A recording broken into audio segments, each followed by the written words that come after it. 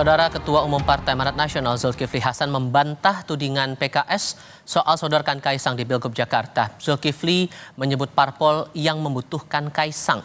Zulhas menegaskan Jokowi tidak pernah menyodorkan nama Kaisang, justru menolak ketika Ketua Umum Parpol menyodorkan nama putranya untuk Pilkada Jakarta. Zulhas bilang nama putra Presiden Jokowi muncul karena partai politik yang membutuhkan Kaisang sehingga mendekat ke Jokowi.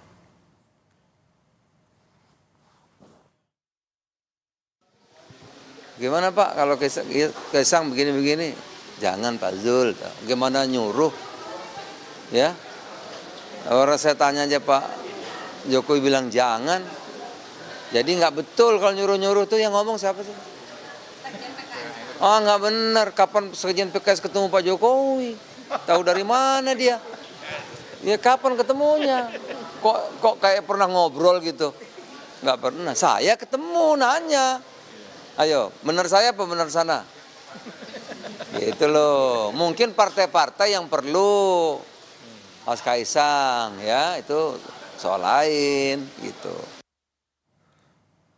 Di lain pihak, Ketua Tim Pemenangan Pemilihan Kepala Daerah PDI Perjuangan Adian Apitupulu mengungkapkan partainya tidak masalah jika harus melawan pengaruh Presiden Joko Widodo di Pilkada tahun ini.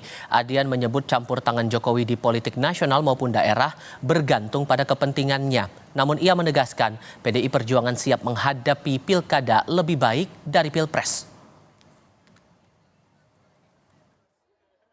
Sudah siap untuk semua risiko, dia cawe-cawe, tidak cawe-cawe kita siap. Dia pernah lakukan itu di Pilpres kemarin, dia bilang dia mau cawe-cawe, kita juga siap. Apa, no problem lah buat kita. Tapi pengaruhnya akan seberapa besar di Pilkada dibanding dengan Pilpres cawe-cawe Jokowi? Tergantung kepentingannya, sebesar apa. Kalau menurut kita belajar dari, kita punya pengalaman belajar dari Pilpres dan kita mempersiapkan diri lebih baik dibandingkan kemarin. Sehingga mau kayak apapun situasinya kita jalani. Sudah biasa dia cawe-cawe mulai dari presiden sampai mana. Khawatir biasa.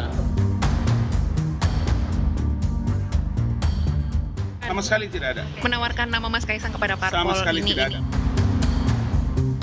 Partai Gerindra mengakui ada pembahasan antara Presiden Jokowi dengan partai di dalam Koalisi Indonesia Maju soal nama Kaisang yang akan maju di Pilkada.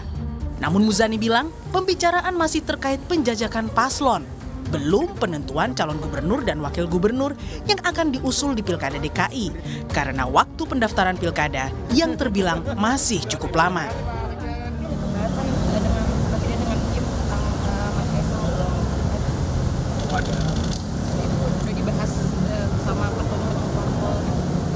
Ya, karena waktunya masih cukup panjang juga terus dilakukan exercise. Coba kalau ini. Apa tanggapan dari Pak Presiden, Pak? Tanggapan dari Pak Presiden bagaimana mengenai pembahasan dengan Mas Kaisang? Tadi sih nggak bahas itu. Enggak, maksudnya sebelumnya Pembahasan dengan Mas Kaisang. Karena kemarin Sekjen PKS bilang nyodorin nama. Saya belum nanya kepada Pak Jokowi tentang nama itu. Sebelumnya, tudingan cawe-cawe Presiden Jokowi di Pilkada Jakarta mendatang dilontarkan Sekjen PKS Abu Bakar Al-Habsyi.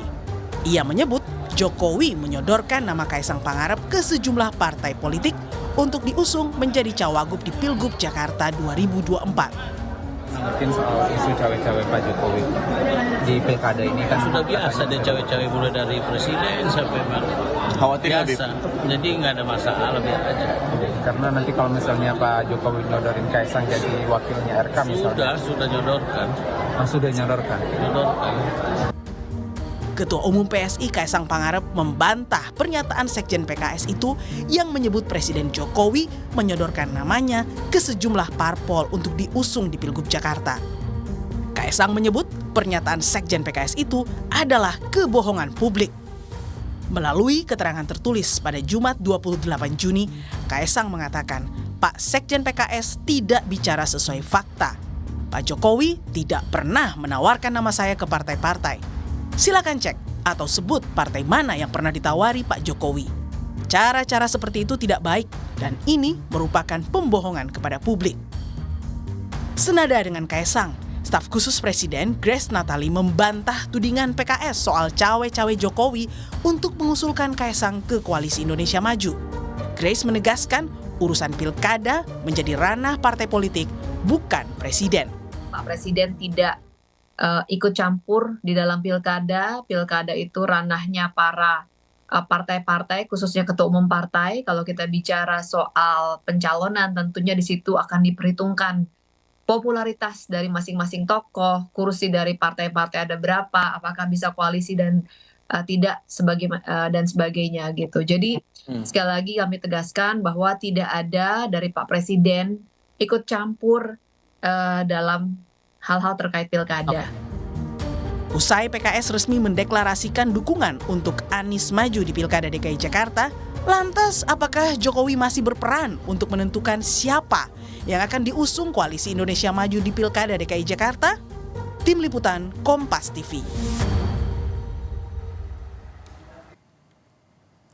Setelah tudingan PKS ada cawe-cawe Jokowi untuk mendorong Kaisang di Pilkada, PAN menyebut parpol butuh Kaisang untuk menang. Lantas, jika ada cawe-cawe Jokowi di Pilkada kali ini, apa pengaruhnya bagi parpol dan peta politik di Pilkada Jakarta? Kami akan diskusikan bersama dengan para narasumber. Bergabung saat ini Wakil Sekjen PKB Saiful Huda, kemudian Wakil Sekjen PAN Saleh Daulay, dan Direktur Eksekutif Parameter Politik Indonesia Adi Prayitno. Assalamualaikum, selamat sore semuanya. Waalaikumsalam warahmatullahi wabarakatuh. Terima kasih seluruhnya sudah hadir dalam diskusi kami kali ini. Bang Saleh, saya mau ke Anda dulu. Kemarin Pak Muzani sempat bilang bahwa sudah ada pembahasan soal Kaisang antara Pak Jokowi dengan Partai K. Memang sedalam apa pembahasannya waktu itu, Bang? Ya, saya tidak mengikuti secara detail ya terkait kalaupun ada itu pembahasan. Yang setahu saya bahwa ada banyak calon alternatif yang disodorkan untuk Pilkada Jakarta. Jadi tentu salah satu diantaranya adalah Kaisang. Tetapi kan di luar Kaisang tuh gak banyak juga calon-calon yang lain. Jadi sekira pembicaraan terkait dengan calon gubernur di Jakarta ini masih sangat longgar sekali. Dan belum ada yang satupun di antara calon-calon tersebut yang sudah definitif udah pasti akan bisa maju di dalam pilkada tersebut. Jadi karena itu saya kira kalaupun ada pembicaraan kemarin itu ya mungkin ya preliminary talk saja, jadi pembicaraan pendahuluan. Dan saya tidak tahu dan tidak dapat informasi detailnya seperti apa kalaupun ada pembicaraan tersebut. Seperti itu. Karena kan sejauh ini yang saya pahami bahwa Pak Zulhas beberapa kali sudah sempat meminta juga kepada Pak Jokowi gitu untuk dapat memberikan restu Kaisang maju di Pilkada, tapi Pak Jokowi tidak berkenan untuk itu. Sampai sekarang pun PAN juga masih mengupayakan bahwa Kaisang ini coba diupayakan untuk masuk ke Pilgub Jakarta? Jadi kalau Partai Amanat Nasional itu kan sebetulnya ingin melihat bagaimana agar pada Pilkada Jakarta ini kami memperoleh kandidat yang terbaik untuk didorongkan menjadi salah satu pasangan calon. Jadi kalaupun misalnya Bang Zul mendorong Kaisang itu tentu dengan pertimbangan-pertimbangan yang saya kira sangat penting ya, termasuk diantaranya representasi kalangan muda di Jakarta yang kita lihat dari Kaisang ini sebetulnya adalah representasi tersebut. Kemudian Kaisang ini sendiri sekarang adalah ketua umum partai politik yang saya kira suaranya juga lumayan dan cukup besar ya di Jakarta. Dan kemudian ada Koalisi Indonesia Maju yang juga bisa diajak berbicara untuk mencari peluang dan kemungkinan di mana nanti Kaisang ini dengan pasangan calonnya bisa diusung secara bersama-sama. Secara elektoral secara elektabilitas juga dilihat demikian, Bang. Karena beberapa pandangan melihat bahwa elektabilitasnya Kaisang tidak terlalu signifikan juga sebetulnya dibandingkan tokoh yang lain. Ini kan saya katakan tadi ini pemilunya pilkadanya masih lama. Jadi ini sementara waktu yang dilakukan ini sebetulnya lebih tepat dikatakan adalah mencoba merumuskan simulasi-simulasi pasangan calon yang tepat. Jadi pasangan-pasangan calon ini mungkin ya salah satunya kan tadi Kaisang ini. Tapi kan Bang Zul itu dia tidak hanya menyebut nama Kaisang saja. Kalau kita periksa di track record di mana di jejak digitalnya itu. Bang Zul juga menyebut nama lain. Misalnya katakan seperti Ridwan Kamil. Ya, Ridwan Kamil di Jakarta saja. Gitu loh. Kemudian kan Golkar menyebut ya kembali ke Jawa Barat. Misalnya begitu kan itu ada dinamika itu. Jadi dinamika seperti ini ya wajar-wajar saja dan saya kira tidak ada yang salah gitu. Jadi karena itu kami tentu masih melakukan simulasi dalam artian mencari dan menjajaki pasangan-pasangan calon terbaik yang akan kita usung. Oke, Mas Adi, kalau Anda melihat polanya ini muncul nama Kaisang untuk diusulkan ke Pilgub DKI, apakah sama polanya dengan saat nama Gibran ini diusung atau diusulkan untuk maju ke Pilpres waktu lalu? Ya, saya kira memang tidak ada bantahan apapun. Ada pola yang persis sama sebenarnya soal kemungkinan Kaisang maju dalam Pilgub Jakarta. Terutama misalnya ketika ada putusan dari Mahkamah Agung di mana umur 30 tahun saat pelantikan itu kan sebenarnya mengarah kepada satu orang yang sangat potensial untuk maju dalam Pilgub. Karena kalau kita melihat per hari ini nyaris tak ada orang yang umurnya 30 tahun siap untuk maju dalam Pilgub ya, apalagi Pilgub yang selalu dianggap sebagai Pilgub rasa Pilpres seperti Jakarta. Nah, yang kedua tentu karena ini variabel anaknya presiden, maka pasti pola-polanya seperti yang terjadi dalam Pilpres. Ada putusan MK, kemudian umur 40 tahun tidak cukup, tapi syarat sebagai kepala daerah kemudian bisa maju. Ini kan sama polanya, Mas. Tapi secara prinsip sebenarnya publik sudah menganggap ini perkara biasa ya. Sesuatu yang sudah transparan dan gamblang. Mau maju oke, tidak maju pun juga oke. Tapi yang kemudian menjadi ramai itu karena persoalan Kaisang yang sangat potensial maju dalam Pilgub Jakarta. Kalau pembicaraan kawan-kawan media dalam berbagai diskusi kan soal kemungkinan Kaisang bisa mendampingi Ridwan Kamil. Makanya tidak mengherankan kalau kita melihat partai-partai pengusung dari Kim khususnya selalu mengatakan bahwa Ridwan Kamil sangat cocok dan pantas untuk maju dalam Pilgub. Meski pada saat yang bersamaan wakilnya itu dirahasiakan. Saya menebak sebenarnya bahwa sangat mungkin kalau Ridwan Kamil pada akhirnya yang maju dalam Pilgub Jakarta, maka wakilnya adalah Mas Kaisang. Apa yang kemudian membuat Mas Kaisang itu dibicarakan dalam Pilgub Jakarta? Ya tentu karena faktor anak presiden yang jauh lebih dominan dibanding yang lain. Kalau persoalan ketum partai dan elektabilitas, ya saya kira kader-kader partai yang lain jauh lebih banyak. Misalnya kader-kader PAN banyak, ada Mbak Zita Anjani, ada Eko Patrio yang saya kira memang pengalaman politiknya juga panjang, kaderisasi dan pengamalan politiknya juga mantap gitu ya. Di Gerindra kan banyak nama, ada misalnya Pak Riza Patria, mantan wakil gubernur ya, sekarang ketua DPD Gerindra Jakarta, ada Mbak Rahayu Saraswati, begitupun dengan Partai Demokrat, kan sudah muncul nama Johnson Sitindaun. Itu artinya apa? Nama Kaisang ini kemudian menjadi relevan diperbincangkan karena persoalan Mas Kaisang ini adalah anak presiden saat ini. Mas Huda, Anda juga sempat bereaksi waktu itu soal PKS yang langsung ambil sikap untuk memasangkan Mas Anies langsung dengan Pak Sohibul Hinan dan Anda merasa bahwa itu sebagai upaya mengunci dalam tanda kutip. Apakah dengan begitu ada langkah yang diambil PKB kemudian untuk berubah haluan, tidak lagi mendukung Anies dan tampaknya berpeluang untuk mendukung tokoh yang lain begitu? Belum. Jadi itu hanya kritik kita aja terhadap teman-teman PKS. Bahwa ketika partai belum mendapat golden ticket, memang bagusnya hanya mengusung satu posisi, tidak langsung memborong dua posisi sekaligus. Itu yang pertama. Yang kedua, PKB memang masih mempertimbangkan dua nama. Ada nama Mas Anies dan ada nama Mbak Ida Fauzia. Kami sedang simulasikan terus terkait dua nama ini. Semoga dalam waktu pendek sudah bisa diputuskan. Kalau dari PKS juga menduga sudah ada cawe-cawe Jokowi untuk pilkada. Kalau dari PKB juga merasa ada hal demikian juga dan polanya dirasa sama dengan pilpres waktu lalu? Enggak, kira-kira begini. Keputusan politik itu kan dominan dipengaruhi oleh dua hal sebenarnya. Kondisi objektif dan kondisi subjektif para pimpinan kita. Jadi Bang Soleh Daily misalnya menyebut nama Kaisang, saya kira itu kan bagian dari menjaga fatsun karena sudah membangun koalisi dengan Kim dan menjadi bagian dari koalisi itu dan di dalamnya kan ada PSI. Jadi menurut saya sih itu hal yang biasa dan wajar. Tinggal saya kira publik saja menilainya seperti apa.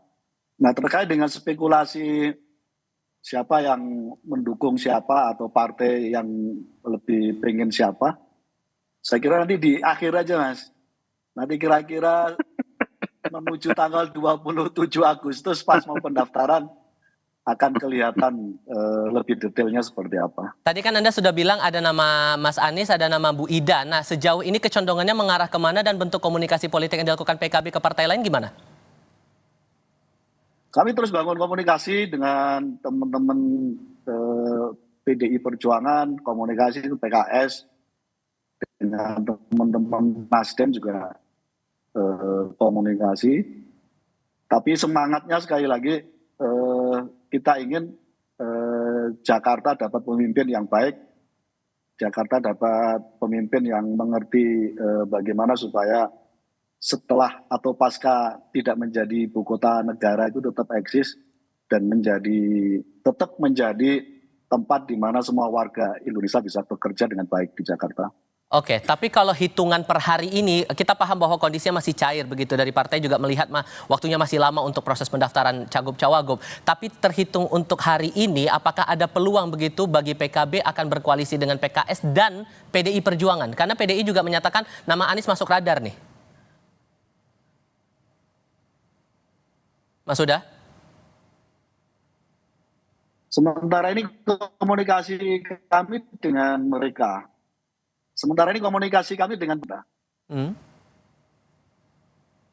Mas Huda sedikit terpotong. Mohon maaf, boleh diulang lagi? Halo? Ya, silakan. Yes. Sementara ini komunikasi kami dengan teman-teman PKS, Nasdem, dan teman-teman PDIP. Dengan Bang Saleh Daule kita belum. Udah. Oh udah, gimana tuh ceritanya? Coba dijelasin dulu. Bang Saleh silakan. Nggak, jadi begini. Saya kalau konsepnya itu begini. Jadi komunikasi itu kan ada yang formal, ada yang informal. Jadi Mas Huda, saya kemarin ikut pengawasan haji bersama Ketua Umum Muhaimin Iskandar. Dan saya nggak lama ngobrol sama beliau juga. Jadi bagi saya kan Pilpres itu yang betul kata Ketua Umum kami, Bang Zulkifli Hasan, memang Pilpresnya udah selesai. Jadi karena itu kita harus move on kan. Ini barusan tadi pagi waktu di Rakernas disampaikan. Nah karena itu bagi kami ini Pilpres ini sudah selesai dan kita tunggu nanti pelantikan. Nah sekarang Pilkada ini jangan langsung sejajarkan dengan Pilpres. Nanti kita agak susah untuk rekonsiliasi. Justru Pilkada ini harus dijadikan sebagai ajang kita rekonsiliasi. Caranya bagaimana? Caranya ini misalnya kayak sekarang. Ibu Ida mungkin mau didorong untuk maju. Itu coba kita simulasikan dulu dengan calonnya Kim gitu loh. Seperti apa? Masuk enggak gitu. Dan kemudian so far sejauh ini setelah komunikasi itu dengan Gus Imin ngereaksinya gimana? Enggak, ini kan saya informal saja ya dengan Gus Imin ya. Dan ya agak lama lah namanya juga ketemu di sana ya. Tapi reaksinya dia mengatakan kan belum final. Jadi Cak Imin mengatakan ini belum juga gitu loh. Sama seperti yang dijawab oleh Mas Huda tadi. Jadi belum tadi artinya ini masih terbuka kemungkinan untuk katakan membuat simulasi-simulasi baru. Nah karena itu jangan sampai misalnya sekarang PKB langsung ambil jarak. Oh udahlah ini kan Kim di sana kita di sini. Itu yang kemarin Pilpres sudah selesai. Ke depan kita tatap lagi agenda baru kita yaitu agenda Pilkada. Ingat bayangin kalau seluruh agenda Pilkada di Indonesia itu dibuat berseberangan secara diametral gitu, bertatap-tatapan begitu, ya ini rekonsiliasinya nggak terjadi. Sementara kita tuh pingin masyarakat kita jangan terbelah. Jadi boleh misalnya di Pilpres kemarin mungkin kita berbeda, tapi di Pilkada kan tidak tertutup kemungkinan kita bersama. Sama seperti yang tadi PKS ambil dua kata Pak Mas Huda tadi. Udahlah gubernurnya mereka juga gitu, jadi wagubnya juga mereka. Ya kalau seperti itu kan berarti nggak masuk nih, kita buat simulasi baru. Coba tawarkan ke kita dulu barangnya. Cocok nggak gitu loh. Jadi jangan-jangan ini cocok gitu.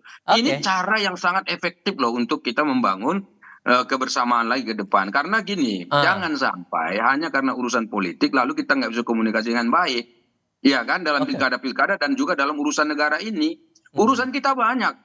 Urusan kita ini banyak untuk ngurus masyarakat ini.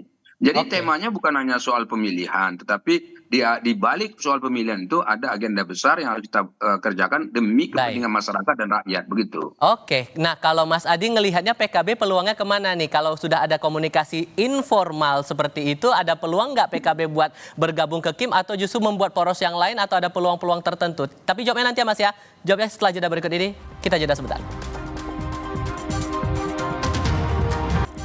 Melanjutkan pertanyaan saya tadi, Mas Adi. Jadi kalau melihat sudah ada komunikasi informal itu antara Gus Imin dengan PAN, peluangnya gimana PKB? Apakah akan gabung ke Kim atau ada peluang lain?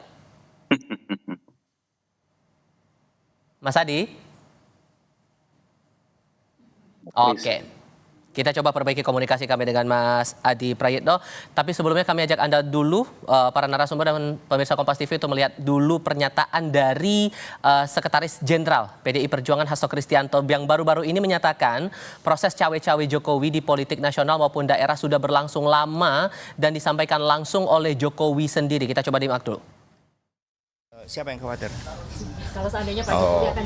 Jadi proses cawe-cawe kan sudah diikuti lama. Proses cawe-cawe di dalam Pilpres, dan itu yang menyampaikan Pak Jokowi sendiri, bukan orang lain.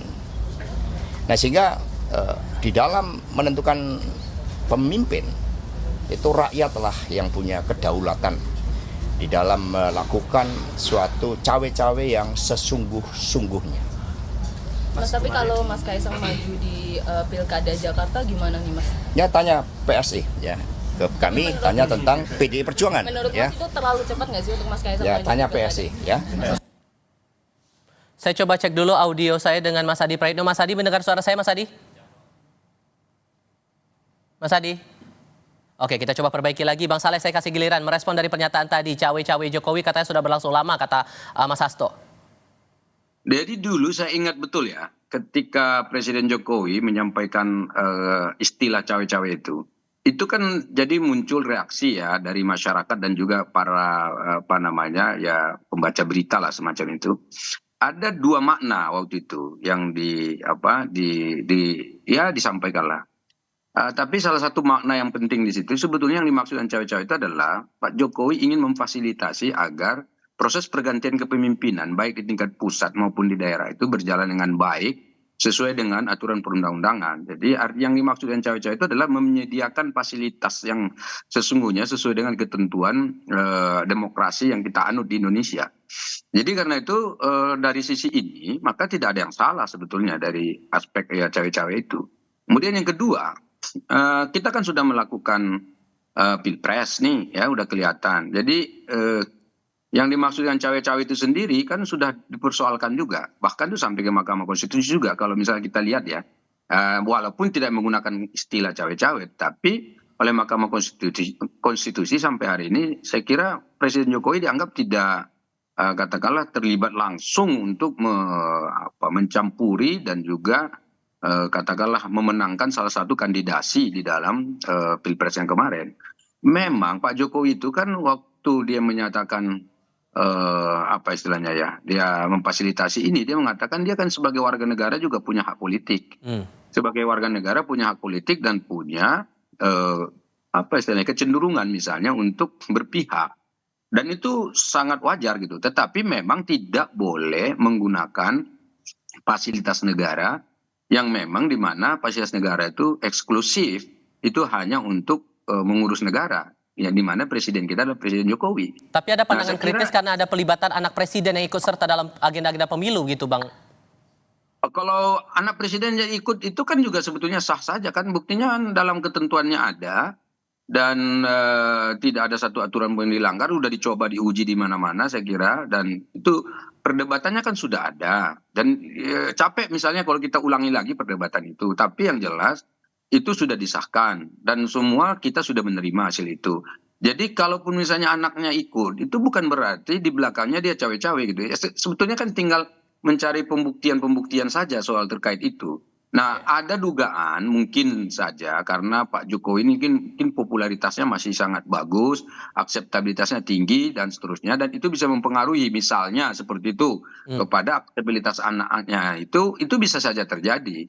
Dan saya kira juga dalam sejarah politik dunia juga begitu. Biasanya kalau ayahnya terkenal, anak-anaknya di belakangnya ikut berpolitik kemudian juga ikut berpengaruh misalnya gitu, seperti keluarga Kennedy misalnya di Amerika sampai sekarang kan orang masih mengenal nama itu dan keturunannya yang berpolitik juga dikenal misalnya gitu. Jadi sejarah-sejarah itu mungkin ada, apalagi ayahnya masih hidup sekarang ini, masih semasa begitu loh. Jadi mungkin ini yang tidak. Bang Saleh, Itulah maka Halo. Oke, Karena silakan itu lanjutkan, saya Bang. kira, karena itu saya kira keterlibatan anaknya dalam kontestasi pilkada hari ini itu pun tidak bisa kita langgar karena kita tidak boleh larang. Kenapa? Kalau kita larang justru kita yang melanggar undang-undang. Oke, Ya kan itu hak dia. baik. Siap. Kalau hak dia berarti ya kita berikan kesempatan sama dengan saya. Oke. Andai kata saya tidak dibolehkan untuk maju itu kan juga melanggar. Oke, sudah saya tangkap. Ya. Tahan dulu di situ, Bang. Saya harus kasih giliran ke Mas Adi karena tadi terpotong. Mas Adi sudah bisa mendengar suara saya ya? Ya, Mas. Oke, melanjutkan pertanyaan saya sebelumnya. Kalau sudah ada komunikasi informal antara PKB dengan PAN, ini ada kemungkinan nggak PKB bakal gabung ke KIM? Atau ada peluang lain sebetulnya? Kalau secara prinsip PKB itu akan berkoalisi dengan siapapun yang mau menerima kadernya untuk bisa maju dalam pilkada. Entah sebagai calon gubernur ataupun calon wakil gubernur. Kalau membaca chemistry politiknya, PKB ini kan tertarik sama Anies. Agak sedikit deadlock potensialnya itu karena wakilnya dari PKS. Andai Anies dan Saiful Huda misalnya, atau Anies dengan Ida Fauzia, saya kira jadi ini barang. Bikin happy itu PKB kan. Yang membuat rumit itu adalah karena PKB itu punya keinginan untuk memajukan kadernya sendiri. Oleh karena itu, kalau memang Anies itu tidak tertarik dengan kader dari PKB dan lebih memilih dari kader PKS, misalnya bukan tidak mungkin. PKB itu seperti yang disampaikan secara terbuka akan membentuk poros politik tersendiri dengan PDIP. Apalagi misalnya PDIP dan PKB saling gayung bersambut bahwa kedua partai ini sudah bisa berkoalisi memajukan kader sendiri bukan hanya di Jakarta tapi juga di Jawa Timur. Ini kan menjadi tanda-tanda. Yang saya sebutkan adalah ya siapapun sebenarnya partai politik pasti kader terbaiknya itu punya keinginan dimajukan di Pilkada Jakarta. Saya membaca per hari ini kader PKB wajib hukumnya maju. Disitulah kemudian kalau memang Kim menawarkan ada kader PKB yang dilamar misalnya begitu, ya saya kira Bang Saiful Huda pun akan mengatakan ahlan wa sahlan, ini tawaran baik. Apalagi didukung oleh Kim, didukung oleh kekuatan politik, didukung oleh partai-partai yang terbukti memenangkan Prabowo dan Gibran di Jakarta. Intinya kalkulasinya untung dan rugi, Mas, yaitu sejauh mana kader PKB diterima oleh siapapun, disitulah keputusan politik itu akan berlabuh. Kalau gitu saya tanya ke Mas Huda, kalau begitu sampai namanya pun disebut peluangnya tuh. Gimana ngerespon pernyataan dari Mas Adi tadi? Ya, untuk Jakarta memang kita hanya mensimulasikan dua nama. Mbak Ida Fauzia sama Mas Anies Baswedan. Dan tentu tidak mudah ya. Sebagaimana tidak mudah Bang Saleh Daule sampai hari ini belum putus juga apakah RK akan maju di DKI atau di Jawa Barat. Sama, dinamikanya sama. Nah karena itu sekali lagi ukurannya adalah ya kira-kira 3 minggu menuju pendaftaran 27 Agustus. Akan semakin terbuka polarisasi porosnya seperti apa dan posisi PKB ada di mana. Termasuk berkoalisi dengan Kim itu? Ya tadi saya sampaikan, kebetulan secara resmi kami belum saja, jadi belum. Kalau sudah ada informal kan tadi berarti Bang Soleh sudah mendahului saya kira. Lebih menariknya gimana nih Mas Adi kalau Anda melihatnya ini? Untuk sosok cawagupnya sendiri, karena kan ini yang jadi pertanyaan juga kalau dari PKB bilangnya 2 nama yang akan dieksersis, nama Mas Anies dan Mbak Ida, itu nama lain untuk cawagup potensialnya gimana?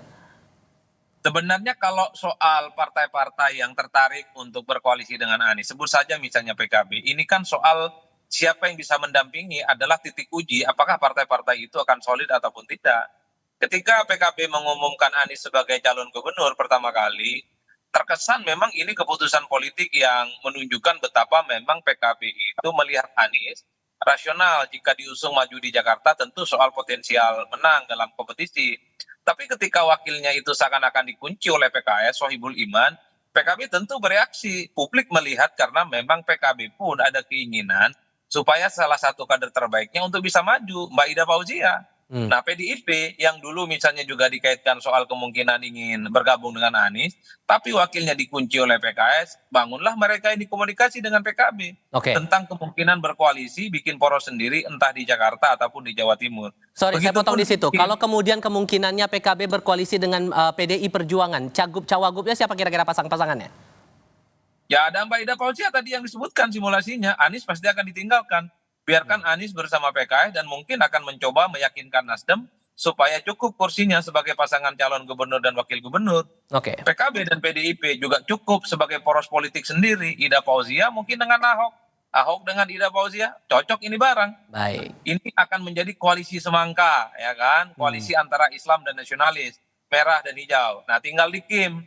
Kalau di Kim ini sebenarnya nama besarnya adalah Ridwan Kamil. Kalau informasi-informasi yang kita dengar dari kawan-kawan media, Ridwan Kamil dan Kaisang adalah proposal politik yang per hari ini itu coba untuk diyakinkan. Cuman kan problemnya Golkar per hari ini itu sangat kelihatan tidak terlampau nyaman dan tidak terlampau happy kalau RK harus di Jakarta. Jauh lebih memilih Jawa Barat yang potensi menangnya jauh lebih terbuka ketimbang di Jakarta. Oke, semua masih cair. Oke, terima kasih banyak untuk diskusinya kali ini Mas Saiful Huda, Bang Saleh Daulay, Mas Adi Praetno. Sehat selalu semuanya. Selamat sore. Ayo Mas Adi.